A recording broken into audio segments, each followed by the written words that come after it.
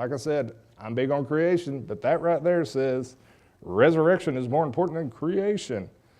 But that's to me. And that's why the Bible is given to all of us, is to represent all the things that God has to offer us by his grace. So if God says it in his Bible, what is the most important thing to God? Creation, wisdom, resurrection? None.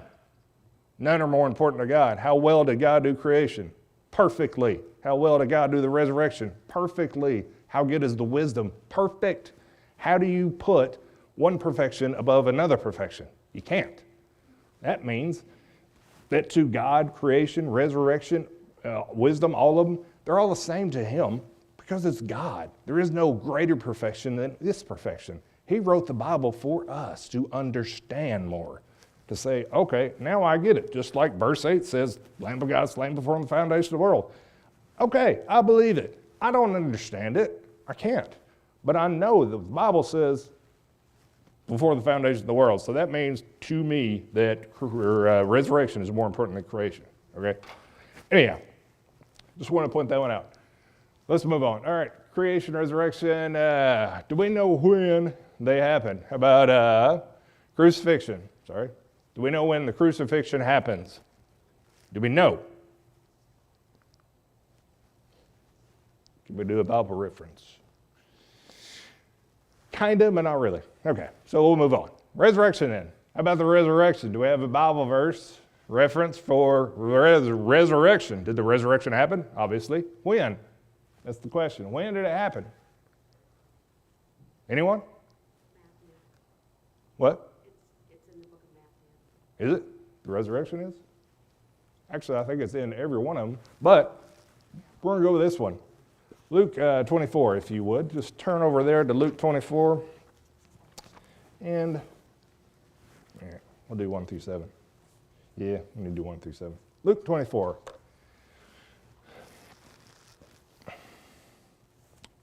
I'm sorry. Yeah, Luke. Man, I'm in Matthew. Luke.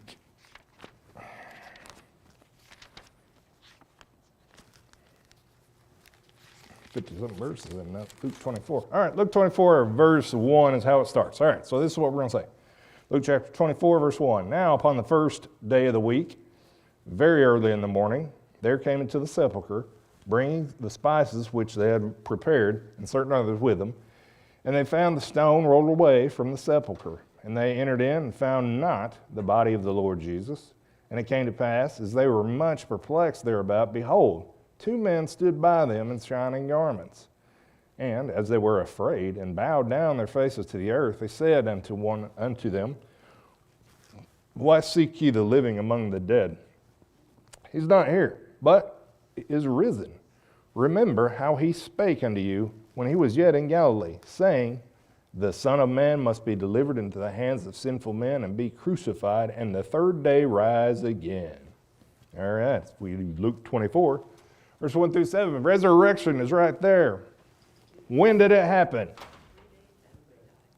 3 days after he dies. Okay, where else? What else? We got it in chapter 24. Do what? First day of the week. Who said that? You? Huh. Somebody's been teaching you right, boy. First day of the week, correct. Now, upon the first day of the week, very early in the morning. All right, first day of the week. Very good.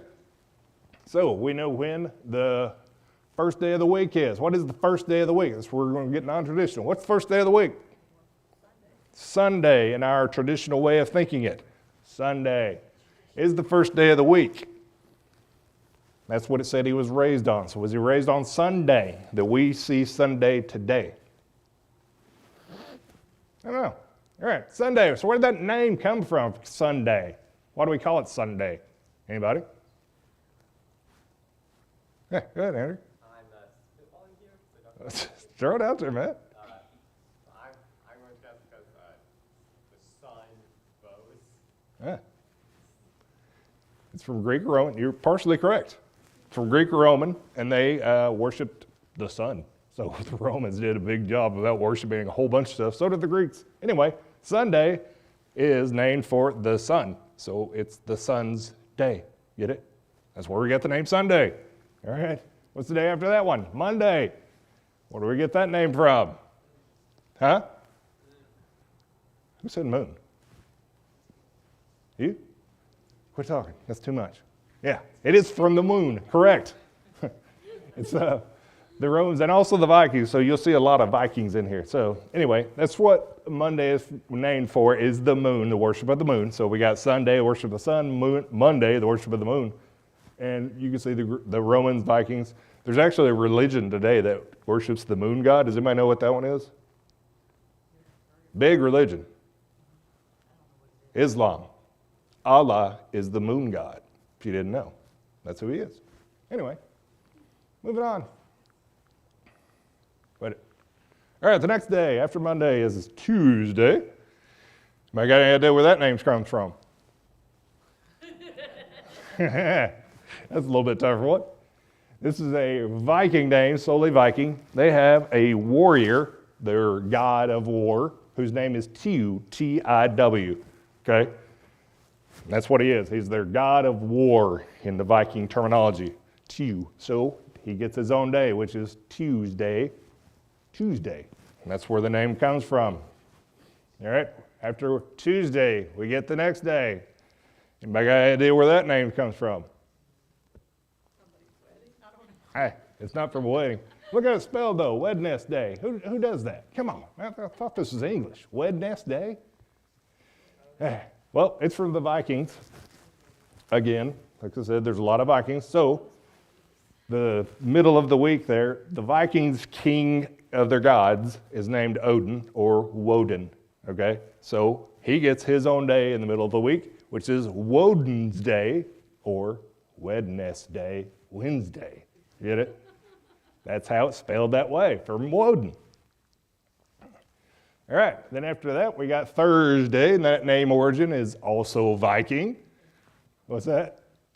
Does anyone know what that one is? Huh? Yeah, that is what it is. It comes from the Viking god of thunder or lightning. His name is Thor, so he gets his own day, who is Woden's son, Thor. So Thor's Day or Thursday. That's where that name comes from. One after that is Friday. The name origin is completely Viking again. It's Viking again. So Friday, it comes from the goddess of liking others, something like that. Goddess of whatever. Anyway, it comes from a goddess. Her name is Frigg, and then Freya. So you can kind of see where Friday comes from Freya's day. Freya is also the wife of Woden. So Woden and Freya have a child whose name is Thor right there in the middle. So you can see Woden's day, Freya's day, Thor's day in the middle. So there's their son. That's why. All right. So the next one after that, first day of the week. Name origin, it's not Viking. Imagine that. Yes, this was Roman. The Romans have a tendency to name their gods after planets, or the planets after gods. Yes, Saturn, who is the god of whatever he's the god of in Rome. So, I don't know, I didn't pay attention to that, but anyway, Saturday comes from Saturn, which is the planet with the rings, and that's where we get our name Saturday. So, there's all the names of the days of the week, and now we know. Throwing that out there for you. So, the days of the week. Should do this faster. Sunday is the sun's day. All right. Monday is the moon's day. Tuesday is Tyr's day. Wednesday is Woden's day or Odin's day. And Thursday is Woden's son Thor, who is Thor's day, Thursday. From his mom too. Her name is Freya. So Freya gets her own day. Friday. Saturday is from Saturn. So Saturn gets its own day. So every day of the week, if you haven't noticed yet, you're paying homage to some pagan heathen god. By the way, anytime you say those words. I'm kidding. But anyhow, that's what they are. All right, so that's where we know about the days of the week. First day of the week, Sunday. All right. So do we know when the crucifixion happened from that? 3 days prior is what we got in there, right? So we know, right? Bible reference. Let's go to Matthew. So somebody said Matthew earlier. Pretty good. Matthew chapter 26. And then we're going to fill out the crucifixion, which we didn't fill out earlier. But we're going to do it right now. Matthew chapter 24, 26. Okay, Matthew 26 verses 1. There we go. Matthew 26. Yeah, 1 and 2. This is what Matthew says. Matthew's gospel says this. And it came to pass, when Jesus had finished all these things, he said unto his disciples, Ye know that after 2 days is the feast of the Passover, and the Son of Man is betrayed to be crucified. So, when was the crucifixion? 2 days after the feast of the Passover, 3 days prior to resurrection, correct? All right, that's what it says. Stop doing that, man. All right, crucifixion. So, we have from there, Passover, the Son of Man is betrayed to be crucified. Do we know actually the month that happens? We know the day, so it's 3 days prior. Do we know the month this happens? Do we know when the month is? From just that verse right there, do we know when that month is? The 10th month? Not exactly, but it's the Feast of Passover. 2 days is the Feast of Passover. What month is that? What month are we in right now? April. April, May, okay. Kind of around that area is when the Passover happens. It's the first month of the year to Hebrews, Passover. So that would be the month, is Passover, okay? On that, the months of the year. So I showed you the days of the year. Let's go through the months of the year. All right. January is the first month of the year, right? Traditionally. January is the first month of the year. Where does this name come from? Anybody? Do it? I'm going to make a bet right now. It has something to do with God. Yes, it does. On top of it. This is actually from the Roman god. Roman god is named Janus. He has two faces. So he can see in front of him and behind him. So if you see January, like he sees the year ahead of him, he sees the year behind him. So there is kind of some smart to that. Anyway, except that they're worshiping the Roman two-faced god. So I'm not going to get into that. But anyway, all right, February is going to be the next one, January, and then February. All right, what is that one named for? Again, from the Romans, but it's from their Roman festival, which is called, of all things, Februa. And then it's literally what it's called, so we get February, something like that. And that's where that name comes from. The next one is going to be March. This one is named after a Roman god named Mars. So this is important actually because of what I'm going to tell you right here in a second. So they put this Roman god Mars right here in March. So if you look at January and February, in the older times, ancient times, January and February weren't even counted. They didn't even put those as months. The Roman calendar used to be only 10 months long. January and February weren't even counted. That was because it was winter. Nobody really fought. So when they began to fight again would be in March, and they were trying to take over and conquer territory. That's basically what this is. Mars. This is the time when our war steps up. So that's kind of what it is. We don't even consider January and February months. I don't even think about it. It's just winter. Moves it on, and then into March. It's like, all right, now we're going into war. So that's where March gets its name from, is the Roman god Mars, and you'll see that several different times, I think. April, all right, going after March. It could be named after the Greek goddess of love. Is love? Yeah, Aphrodite. But actually, I put that little asterisk there. Nobody actually knows where April got its name. Nobody knows. This is the most important one, but they don't really know. So we're just going to pass that one up. Anyway, May. Maybe be the next one after April. And that comes again from a Greek goddess of childbearing / earth giving. So, I mean, we think of the Greek god of the earth being Gaia, which is stupid, and a lot of green people will say that. This one is named Maya, which is kind of like the same as Gaia, but not exactly the same because it's childbearing, but they're considering the earth bearing fruit. So that's where May gets its name, is from Maya. All right. And then after May, we're going into June. And June gets its name from the Roman, again, goddess of marriage. Copy. And her name is Juno. And obviously you can see where she gets her name. All right. Or where June gets its name is from Juno. So now, all right, so we got Roman gods and goddesses. July. Does anybody got any idea where July comes from? What? Roman Emperor Julius Caesar. Good job. July. It's from Julius, obviously. Caesar, July, Julius. That's where he gets his name. All right, the next one after July is August. Very good. That's why I keep you around, because she remembers. It's named after the Roman Emperor Augustus Caesar. You got it right. All right. Shit, I don't let her see any of it. So anyway, until there's something I'm like, hey, I don't know how the computer works. Fix this and don't read anything.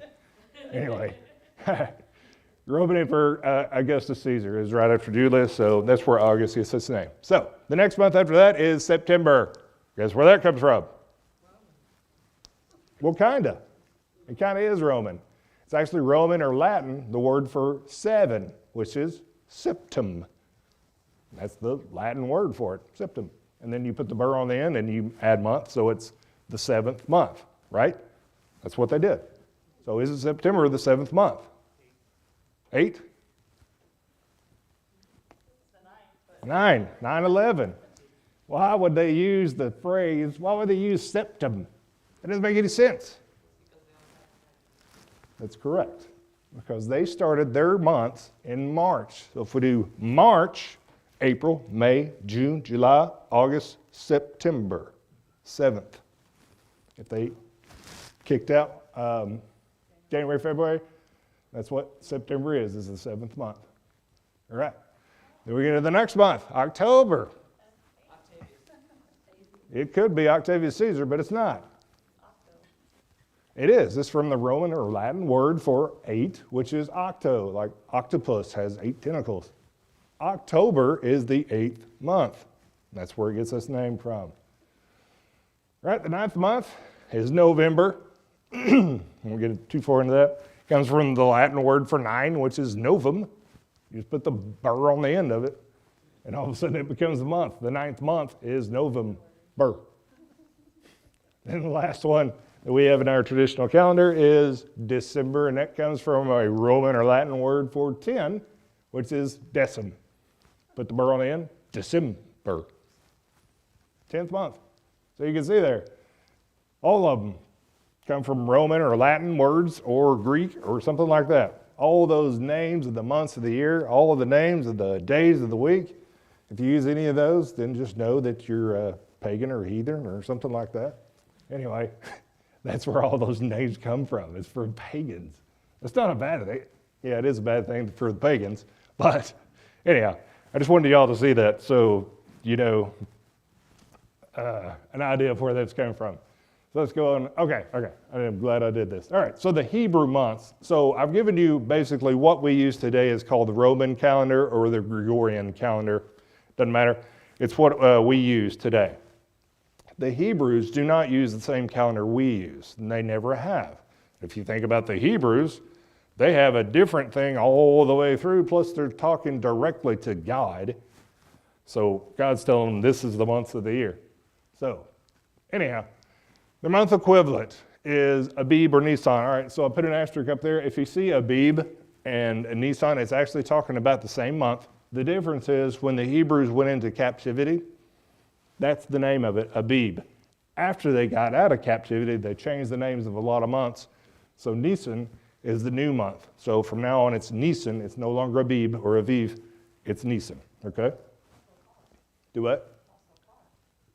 That's Nisan. I've made it a specific effort to say Nisan instead of Nissan. So I was like, it's not a car. Anyhow, all right, so yeah. Abib or Nisan, their equivalent is the March to April time frame. It doesn't make a lot of sense, except when I told you earlier, they throw out January and February and just started March as their first month for Rome. But why would the Hebrews have March, partially April too? It's not partially, it's mostly. They've got most of April and half of March and April. It comes right in the middle. It's like, what? Why? Why did they do that? Why do you think they did that? Okay, all right. Do it. Did they line it up with the moon? They did line it up with the moon. That's the difference in Hebrew and Roman or Gregorian, is they lined up their months with the moon. The moon has a 30-day cycle. So every 30 days, it would be a new month for the Hebrews. They actually had 12 months. Because every month, every 30 days was a new month. God told them that in the beginning. Fourth day of creation, it says that God made the sun, moon, and made the stars also, kind of like an afterthought, but no. He made the sun and the moon, but then he says, for signs, seasons, days, years. That's the way that God presented the months of the year. He didn't say months, but he said sign, season, days, and years. So if we do days, but he's got the moon up there just so they can show and see this is the moon. Use this moon to count your days, 30 of them, and then after 12 of them, you've got a year. Okay, that's basically what happened at the very beginning. So the Hebrews learned that from God directly, and we changed it. If you can imagine us being who we are, we like to make things our own. So we've taken the Hebrew terminology of 30 days and flipped it 180 degrees. Does everybody notice how many days are in the year for the Hebrews? 360, I'll go ahead and tell you, so you don't have to add it up. 360, 30 days, 12 months. 30 times 12, 360, 3 times 12. Anyway, if you look at the one we do, how many days are there right now? What? 365 and a quarter. It's stupid, but it's 365 and a quarter days. And that's why every 4 years we have a leap year.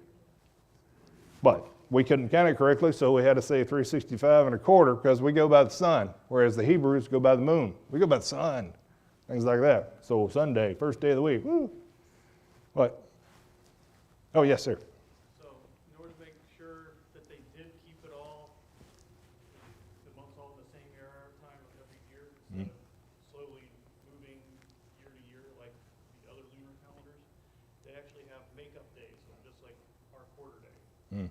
They do. I had one every 4 days. Well, they had a way of specifically looking at the sun and where it rose based on certain landmarks in Yep. Israel. Yep. And then they would add days in specific months to keep that sun rising in exactly the same place every year. The only reason they add days, and you're correct, they do have to add a day. The reason they do that is because God stopped the sun in Joshua's day and said, okay, it's going to stay right there. I don't know how long that lasted, but it lasted long enough to change the calendars for everybody. Even though most everybody doesn't do it, but that's why. It's because exactly what you were saying right there. They try to keep the months directly on top. It's because God said, stop the sun right there in Joshua's time. Anyway, he kind of did change time. God has that authority. All right, so Abib, Nisan. It goes for the March and April time frame, all right? And the next one's going to be ER, and it's going to go April, May. I'm going to put these up here just so you can kind of see them. Okay, all the way to Ab. All right, so ER, Sivan, Tammuz, you can see how it breaks down the months. Each one, the word Ab right there on the 5th month, that one is not actually in the Bible. You will not find Ab. And I don't know why, but God did put that one in there. So he put on all the rest of these words all the way down, Elu, for August, September. But he put them all in the Bible. They're mostly in Kings, so if you want to look in Kings for the names of the months, go for it. But Ab is not in the Bible, so we had to use the modern Hebrew calendar, and they call it Ab. So that's where it comes from.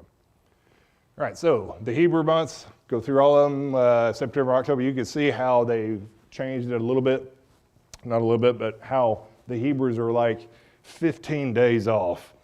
Not off. We are like 15 days off of the Hebrew calendar. Let's put it that way. All right. So anyway, those are those months. Oh, yeah. And if anybody was in here for Esther, you remember the book of Esther, hopefully? You remember when they were going to be killed is the month Adar. That was the month that the Hebrews were going to be killed in Esther's time. It was the month Adar, which is the 12th month in the Hebrew calendar, relating to our February, March. So they had 12. It actually says they had 12 months to build up their defense. Anyway, that was in the month Adar when they were supposed to be killed. But they weren't. All right, so back again. There's a whole lot of non-traditional speak. So do we know when the crucifixion happens? Well, we have a Bible reference of Matthew 26. We kind of have the month. We know it's in Passover. We know that the resurrection is 3 days prior. Right? And we had, for the Bible reference, Luke 24 and Matthew. So if we look at those two different things right there, Do we know when the crucifixion happens? According to that Bible reference, it was 2 days before Passover. Do we know when the resurrection happens? According to the Bible passage, it was 3 days after he died. So, let's add those up. When did he die? Or when was he resurrected? What do we read? First day of the week, which is Sunday-ish. We'll just go with Sunday. Yeah. When was the crucifixion then? 3 days prior. Add that up. Sunday back to Friday. How many days is that? How many days is that? Is it 3 or is it 2? Sunday, Saturday. We don't count Sunday. Sunday is when he rose, right? It would be Thursday, actually. What would be Thursday? What do you mean? Well, Sunday, do you count Sunday? No, you don't count Sunday. So Sunday, Saturday, Friday, Friday. Huh? Thursday, Saturday, Friday, Thursday. Thursday or Friday. Count, well, We have our holiday, but we have our holiday on Good Friday. when does your day start, at midnight, or does it start in the morning? That's a good question. When does your day start? Anyway, if we go back, go ahead, Tom. Well, the Jewish time frame for when the day started was not in the morning, but was at night. The Jewish time frame is at night. Night, that's when day started. Or the So- day, That would kind of throw off the timing of the third day, wouldn't it? that's why he was crucified on a Friday, because he rose Sunday morning, it being gray 3 days and 3 nights. The first day of the week, Sunday morning, their first hour, I mean, it could have been at 12:01, because that was their first hour. He was crucified at 6 p.m. on Wednesday night. How do you know that? Well, the Bible tells us there was darkness on all the earth from 6 to 9. From 6, that was after he was crucified, so he was crucified before that. Before that, Yep. but But, yeah, you're going right. he was actually set for crucifixion early Wednesday morning, and then he was on the cross by noon something, 6 hours? Mm.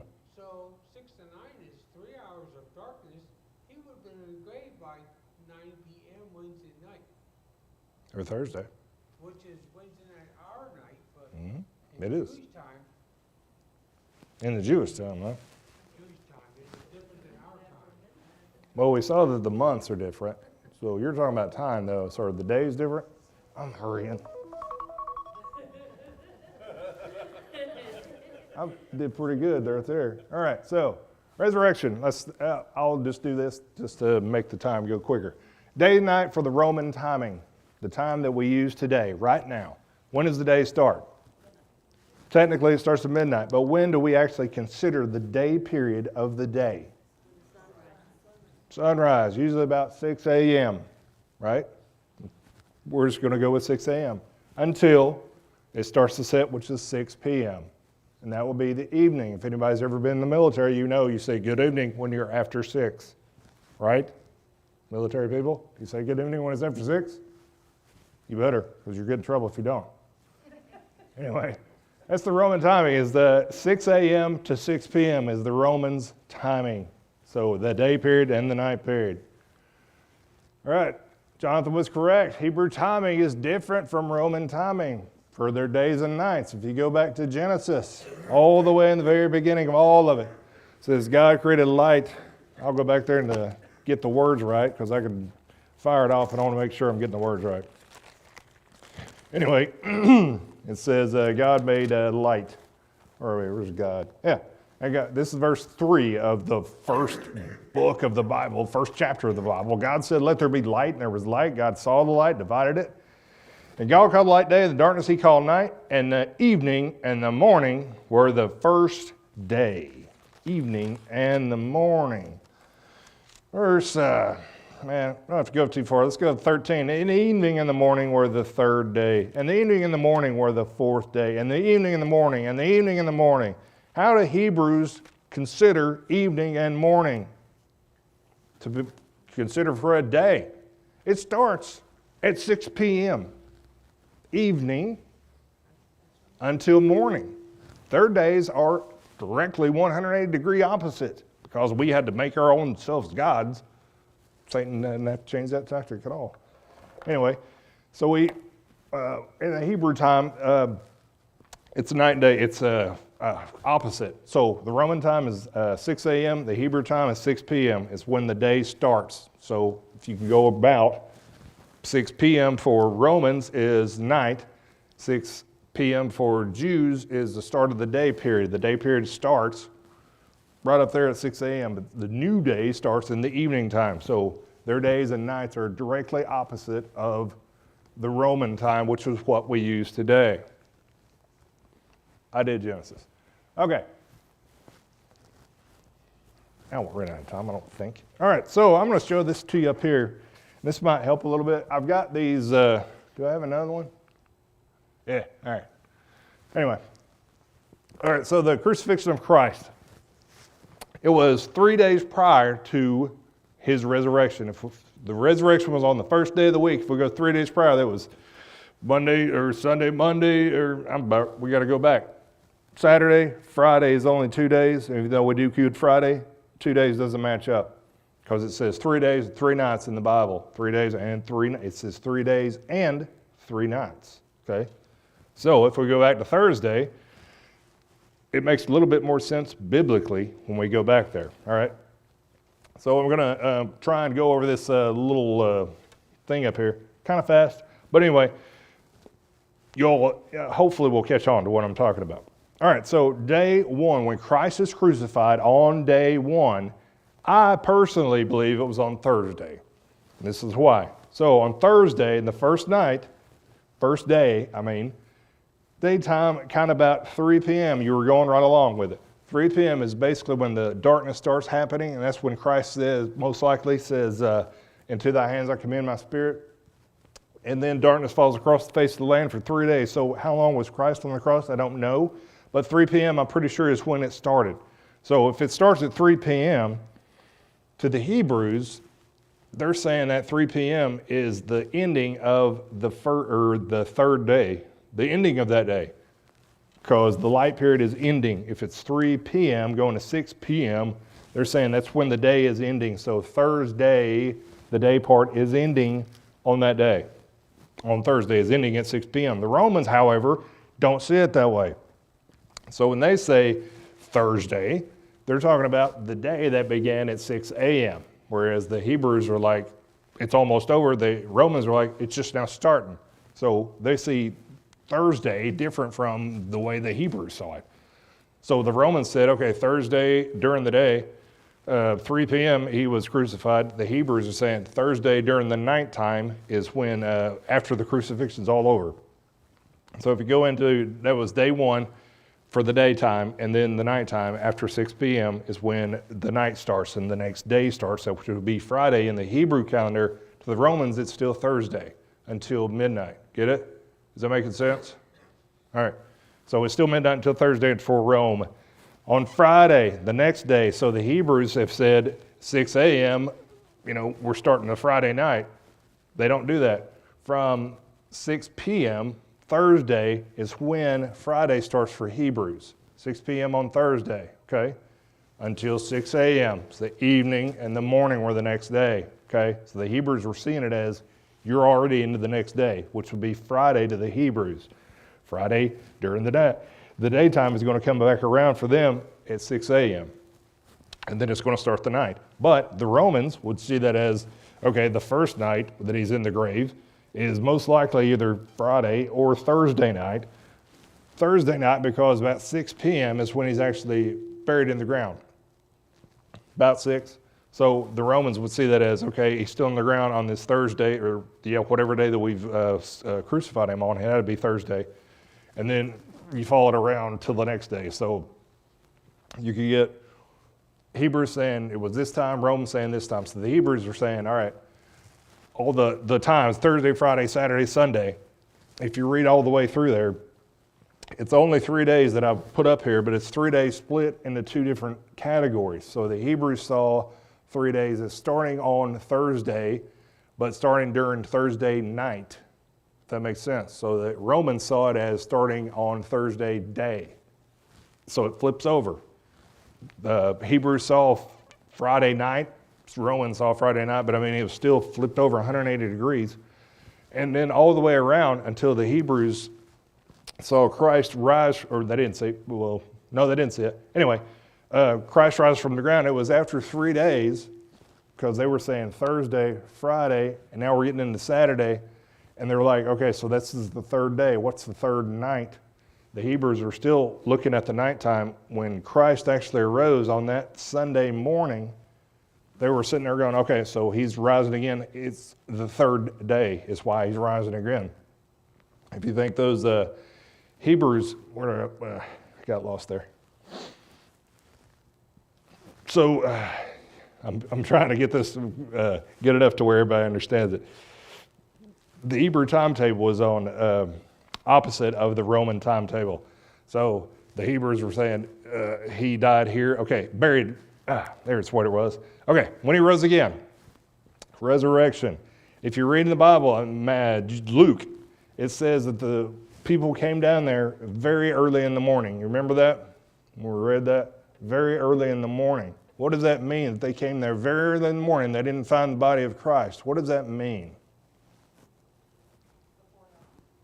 Yeah, but what else does it mean? It means he rose before they got there, right? He had to, because if they got there and he was gone, it was like he already rose. So when did he rise? On that third day. What time? I don't know.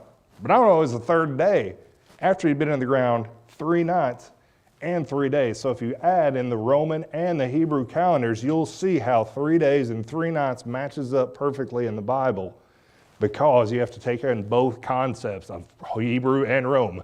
Sir? Yeah, I was talking with someone last year, they were talking about how this is still present in the modern day. Yes. Like different cultures that will define 3 days or 7 days, whatever, differently. And as long as everybody in that culture understands, it's not inaccurate. Yeah. So I guess she was talking about some area of Iran where people were saying exactly this, like, oh, I'll meet you in 3 days. In that case, what they meant was, if you're on Sunday, that's day 1. Monday is day 2, Tuesday is day 3. That meant they meant, oh, I'll meet you on Tuesday. Well, Yeah. that's only 2 days later. Yep. That's how we do it. That's exactly how we've done it for the Good Friday thing, is that we went back and we go, oh, well, 3 days prior, Sunday, Monday, Sunday, Saturday, Friday. No, because they weren't counting the days or the nights the same way that we were counting them. They haven't been. Anyway, that's why we celebrate Good Friday on a Friday, is because of the Catholic Church and tradition, traditionally speaking. That's why we do Good Friday on Friday. Christ wasn't crucified on Friday. I'll go ahead and say it. I don't believe he was. I believe it was Thursday. We don't want to do Good Thursday, I don't guess, because it doesn't sound as good as Good Friday. I don't know why we don't do it, but we don't. Most of the reason that I think we don't do it is because people don't understand Hebrew versus Roman Gregorian calendars, the difference in the two. All right. So anyway, I tried to go over that. We're running out of time. I tried to make it fast. Anyhow, this little chart right there that I showed you a minute ago, and you can't read this, but that's okay. Out there in the hallway, there's a sign-up list, and it's got this file up there. So it's like 3 pages of different things for the Hebrew and Roman timetable. So it's like 3. I mean, it's not a big file. There's a whole lot of writing on that one, but you'll be all right. Anyhow, it gives you the different days. Now, if you look at it, it's got you can't really see it on the far right-hand side, it's got the Greek terminology. And then you'll see that over there, it's got a descriptive literal translation. It's like in the second row. All right, so if you read in your King James Bible, it probably will not read the same as what's up there, okay? But that's okay. It's still going to use the Greek, which is what the King James used, and they translate it a different way. Anyway, this is descriptive literal. If anyone would like this file that I have up here, so it's going to have all that stuff on it. It's also going to have the 3-day, 3-night thing. That right there will actually be on the printout if you want it. So anyway, that's all those things that I'm trying to throw out there for you. All right, so we're running out of time, but does anybody have any questions? Yes, sir. Sorry. Well, I was a Catholic before I got saved. Yes. And Good Friday was actually started by the Catholics. Yep. So everybody would buy fish and make the fishermen rich on Friday. They had to eat fish. Really? Only fish. Wow. Why Random. did they call it Good Friday? Fish. Huh. I don't know. I don't know. Well, Catholic people are weird, but I'm glad you're over here. You saw the light. Anyhow, so the default setting for what I've been told is we have choir practice right after this. So everybody that's in choir going back there so we can practice singing, and then we're going to start our service about 11, okay? And then, like I said, Pastor Daniel's going to give you a whole lot better presentation than I will. But anyway, this is all the information I have. So anyway, let's go to our next